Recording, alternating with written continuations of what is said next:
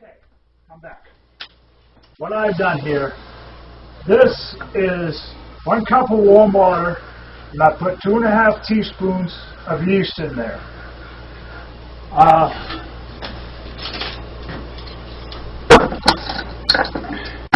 Now I'm going to sprinkle a ½ teaspoon of sugar, which will kind of speed it along its way and activate it.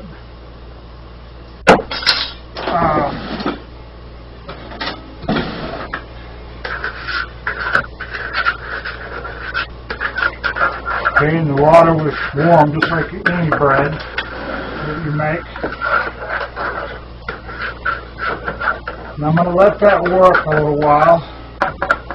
In the meantime, I've taken fresh basil. Now, for those of you who are not aware of this, you can, rosemary. Any herb that's hard in texture, you can freeze it right off the plant. Then when you take it off while it's still frozen, take your dough roller and roll over it. It'll break all these little leaves off, and then chop it up. I have chopped this pretty good, but you know, the more the better, really. Now this recipe calls for 1 tablespoon of rosemary. I always add more. It calls for 1 medium onion, sauteed till the edges are brown. I always use a large onion. Okay, now to this yeast,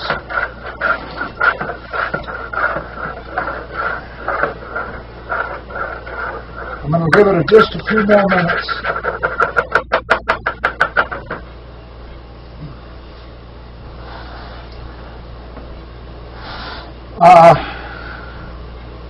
But in the meantime, I can stir in the rosemary. Now, again, I'm using quite a bit more than 1 tablespoon because I like it like that.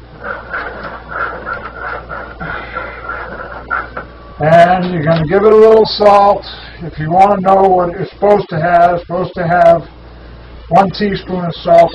This is sea salt, and I don't use that much.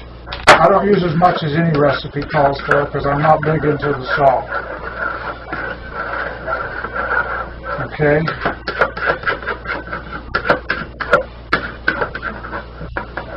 And I'll probably give it just a little bit more. I'm going to say I gave it 2 heaping tablespoons of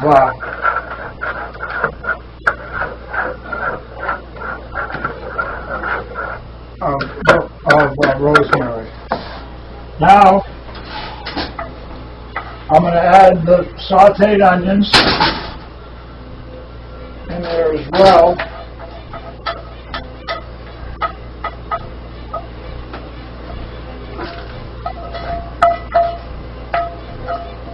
They got, I sauteed them on olive oil, and they pretty much got a lot of olive oil in them. They won't hurt any much. It kind of just makes the bread a little softer texture, actually.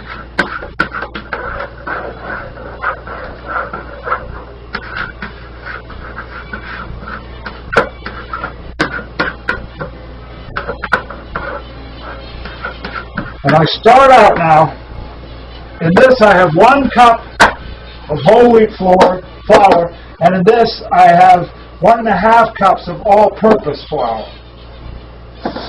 I have used bread flour for this as well when I didn't have any of the other in the past. I remember doing that, I believe.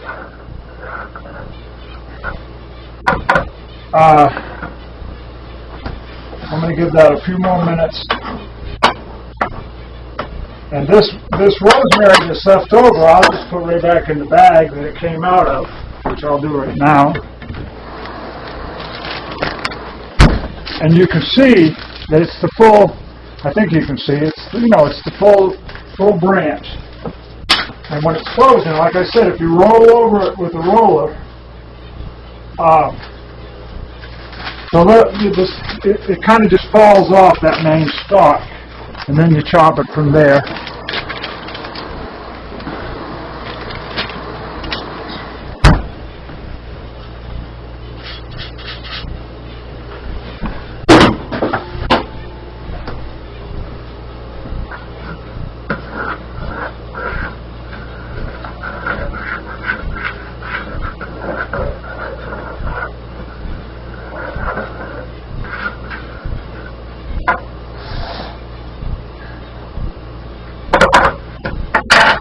add my whole wheat flour and mix that up. I hope you're getting this. I don't know. Or not. I'll mix that all up good.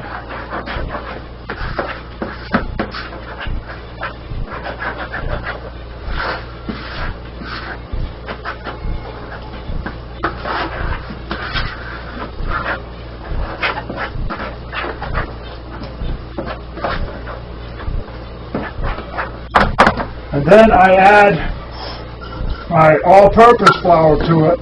I usually around a cup at a time, 3/4 of a cup at a time, and you just stir it in like you're making, just like you were making any bread. You get that all mixed up good.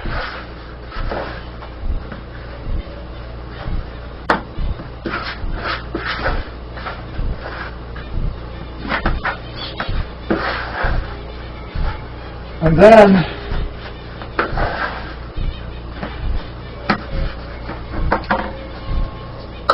you just keep adding flour till it's the right consistency. It may not take the whole thing. I usually save enough to cover my hands. And you get it till it's a nice consistency.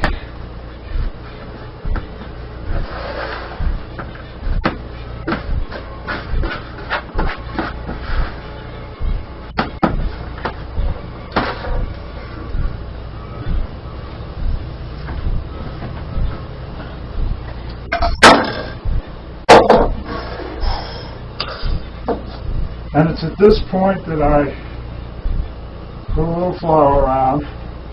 Now you want to knead this only for about 4 or 5 minutes. That's all it takes. I usually get rid of the spoon at this point. And kind of do the last bit of mixing in the bowl and try to get everything together if you can.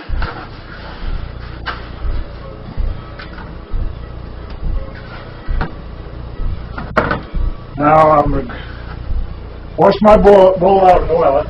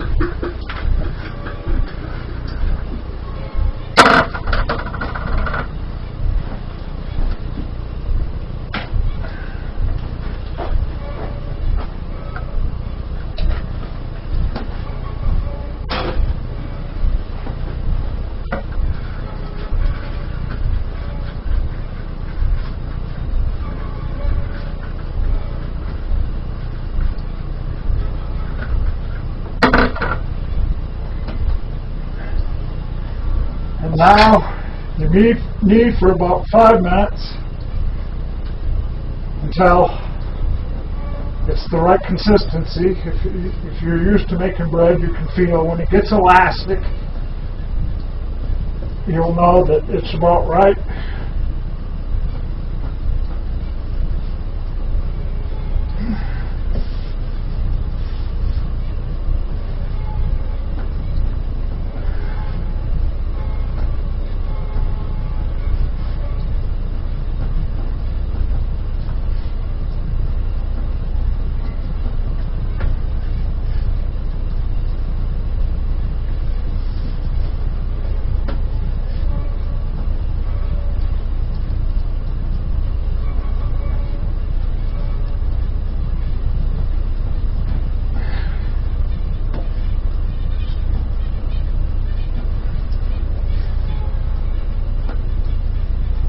Thinking I should have doubled this recipe just like I talked about in the earlier part of the video, but it's alright.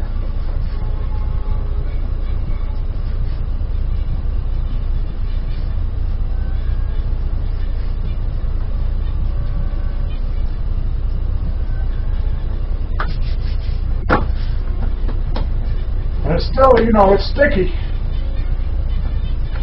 But that's all right.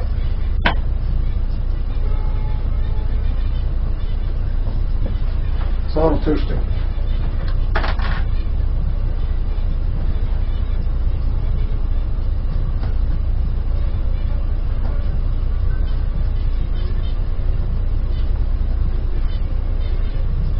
Anyway, really, if my hands weren't covered with shit right now, I'd probably shut this camera off because it's pretty boring. It's like watching paint dry or watch someone knead bread, but I'll wait just a minute and I'll be done here.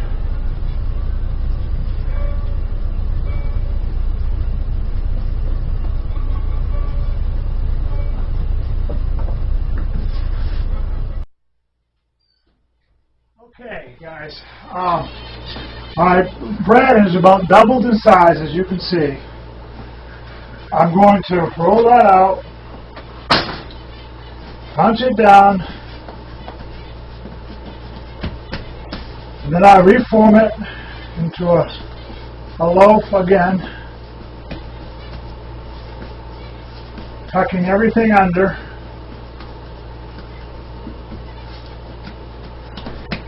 And I'm going to set it on my baking stone, which is covered with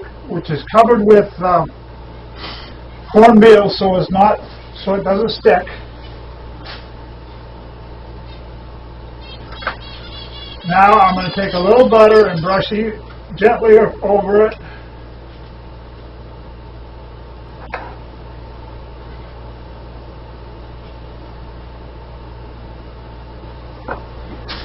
And I will take, you can see what I'm doing. And I'll take the little caraway seeds and sprinkle on top.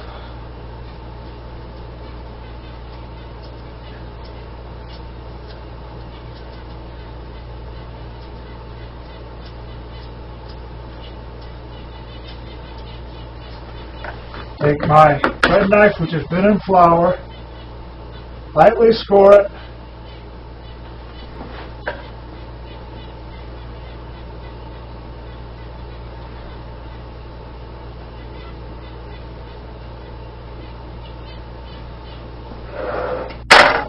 A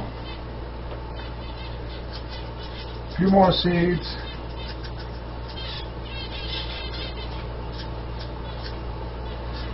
And now I turn my oven on 400.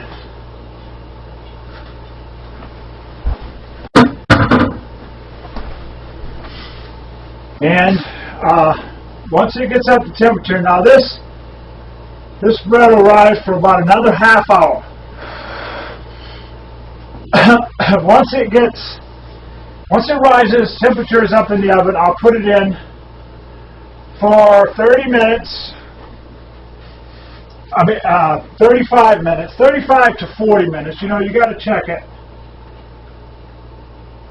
And then once I pull it out of the oven and it's cooled enough to slice, I'll shoot the last segment of this video. Okay, this bread is ready. Another step that I left out is I put a pan of water in the oven, and that creates what they call as a spring bounce or spring something. Anyway, it makes the crust a little harder, and it also allows it to, that with initial stage when you put it in the oven, it allows it to rise more.